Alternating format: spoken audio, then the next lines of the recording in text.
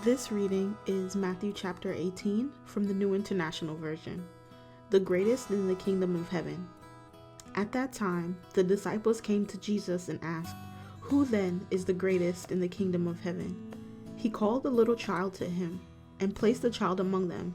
And he said, "Truly I tell you, unless you change and become like little children, you will never enter the kingdom of heaven. Therefore, whoever takes the lowly position of this child is the greatest in the kingdom of heaven, and whoever welcomes one such child in my name welcomes me." Causing to stumble. If anyone causes one of these little ones, those who believe in me, to stumble, it would be better for them to have a large millstone hung around their neck and to be drowned in the depths of the sea. Woe to the world because of the things that cause people to stumble. Such things must come, but woe to the person through whom they come. If your hand or your foot causes you to stumble, cut it off and throw it away. It is better for you to enter life maimed or crippled than to have 2 hands or 2 feet and be thrown into eternal fire. And if your eye causes you to stumble, gouge it out and throw it away. It is better for you to enter life with 1 eye than to have 2 eyes and be thrown into the fire of hell. The parable of the wandering sheep. See that you do not despise one of these little ones, for I tell you that their angels in heaven always see the face of my Father in heaven. What do you think? If a man owns 100 sheep and one of them wanders away, will he not leave the 99 on the hills and go to look for the one that wandered off? And if he finds it, truly I tell you, he is happier about that one sheep than about the 99 that did not wander off. In the same way, your Father in heaven is not willing that any of these little ones should perish. Dealing with sin in the church.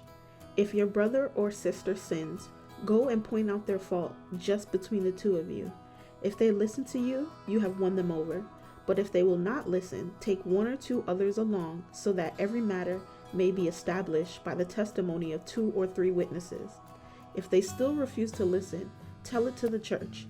And if they refuse to listen even to the church, treat them as you would a pagan or a tax collector. Truly I tell you, whatever you bind on earth will be bound in heaven, and whatever you loose on earth will be loosed in heaven. Again, truly I tell you that if 2 of you on earth agree about anything they ask for, it will be done for them by my Father in heaven. For where 2 or 3 gather in my name, there am I with them. The parable of the unmerciful servant. Then Peter came to Jesus and asked, "Lord, how many times shall I forgive my brother or sister who sins against me? Up to 7 times?" Jesus answered, "I tell you, not 7 times, but 77 times. Therefore, the kingdom of heaven is like a king who wanted to settle accounts with his servants. As he began the settlement, a man who owed him 10,000 bags of gold was brought to him. Since he was not able to pay, the master ordered that he and his wife and his children and all that he had be sold to repay the debt. At this, the servant fell on his knees before him.